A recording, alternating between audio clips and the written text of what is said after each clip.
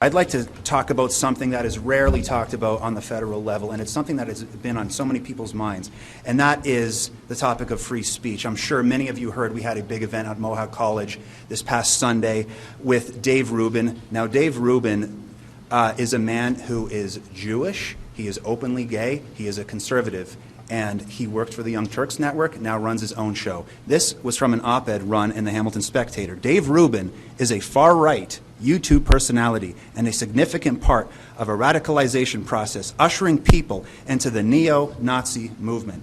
This is a Jewish gay man, people, who worked for the Young Turks, a moderate classical liberal.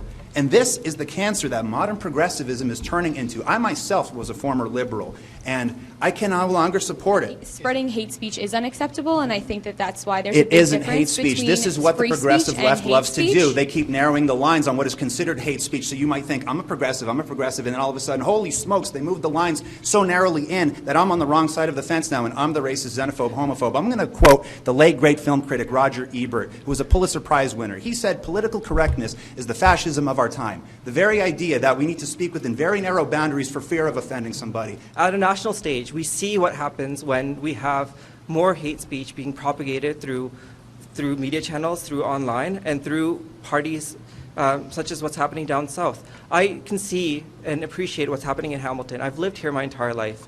And from what I'm seeing, we are now the #1 most reported hate crime, unfortunately, in Canada. And being that title is not something that we should take with pride. It's something that we really need to work hard to resolve. I can't think of anything more racist than identity politics because it's antithetical to Martin Luther King Jr.'s message, which was we're to judge people by the content of their character, not by the color of their skin. And all intersectionality does is divide us all by color, creed, and orientation. It's driving us further apart. We should take a lesson from what we see going on south of the border. We do not want to bring that here. The People's Party of Canada sees people as individuals, objective, critical thinking, Canadian-loving individuals. A Canadian is a Canadian. Whether you're an African Canadian, Chinese Canadian, European Canadian. We do not divide people. Everyone has different life experiences. With that mindset, you need to acknowledge the fact that people have different experiences. And of course. And from your perspective, you may not realize that what you're actually saying is deeply hurtful and shameful for people. Do you realize that I am an immigrant son? Are you judging me what happened based on some preconceived notions? I'm not judging you. I'm okay, I totally understand completely. My family immigrated to this country too. They were treated, everyone knows